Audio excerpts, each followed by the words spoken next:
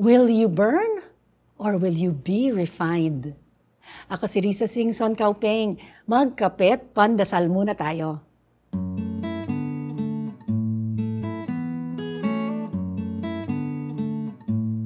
Nakita ng buong mundo kung paano ang tao ay walang kalaban-laban sa apoy ng natupok ng wildfire sa Los Angeles noong Enero. Tiny embers blown by the wind traveled miles to set thousands of homes on fire. Whole neighborhoods, pati yung mga tinitirahan ng mga mayayaman at mga artista sa Hollywood ay naging abo. May mga tao ding namatay. Ganyan talaga ang katangian ng apoy. Uubusin ang lahat na madadaanan niya.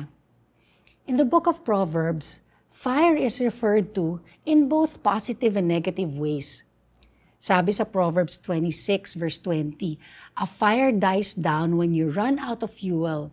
So quarrels disappear when the gossip ends. Add fuel to the fire and the blaze goes on." Hindi ba't lahat tayo ay may mga relasyon na nagwakas dahil sa sunog ng chismis? Pero kung tigilan lang natin ang pagchichismis, mauubos daw ang mapanirang apoy na sumisira sa ating mga relasyon.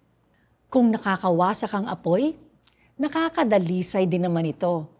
Sabi sa Proverbs 17:3, "In the same way that gold and silver are refined by fire, the Lord purifies your heart by the tests and trials of life." Ang mga pagsubok sa ating buhay ay may layunin. Hindi upang tayo'y magdusa, pero para tayo'y maging mas matibay sa ating pananampalataya at maging mas kawangis ni Kristo. Tayo magdasal.